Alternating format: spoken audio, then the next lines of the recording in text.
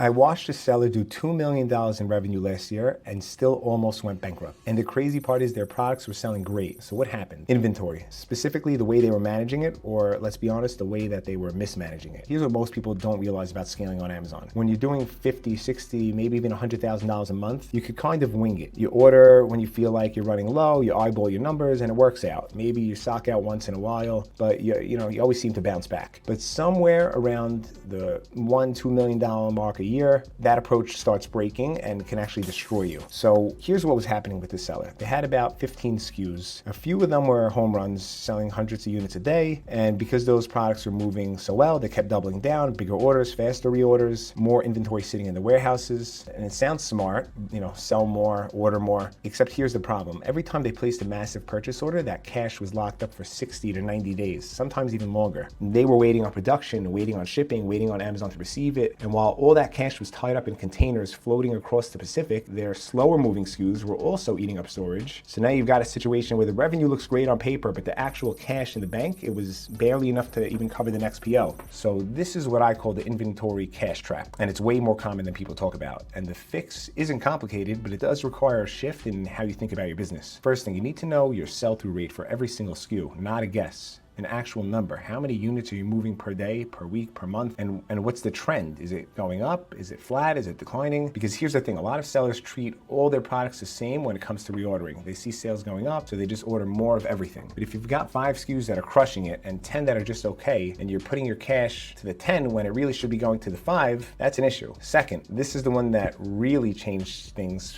for the seller I was telling you about. You need to map your cash conversion cycle. So this is just a fancy way of saying, from the moment you spent $1 on inventory, how long until that dollar comes back to you as profit? So if you're paying your supplier, waiting 8 weeks for production, 4 weeks for shipping, 2 weeks for Amazon to check it in, then your average unit sits in the warehouse for another 3 weeks, before it sells. That's almost 4 months. That's 4 months where your money is doing nothing. And once you see that number clearly, you start making decisions very differently. Maybe you negotiate better terms with your supplier. Maybe you use a financing tool to bridge the gap. Maybe you realize some of your SKUs have a cash conversion cycle that's just too long. We need to phase them out. And the third thing is stop over ordering just in case. And I get it, stocking out feels terrible. You lose rank, you lose momentum, and it's expensive and painful to recover. But the opposite, having 3 months of inventory sitting in FBA when you only need 6 weeks could be quietly draining your entire business. And the sweet spot for most sellers is somewhere between 4 to 6 weeks of inventory, with obviously another shipment in transit, but that'll keep you covered without drowning in storage fees and tying up too much capital. The seller I mentioned at the beginning, once they got serious about this stuff, actually tracking their numbers, trimming their slow movers, tightening their reorder cycles, their profit margin went from about 8% to almost 19%. And it's the same revenue, same products, just a smarter way of cash management. And honestly, that's the difference between a business that does big numbers and a business that actually makes money.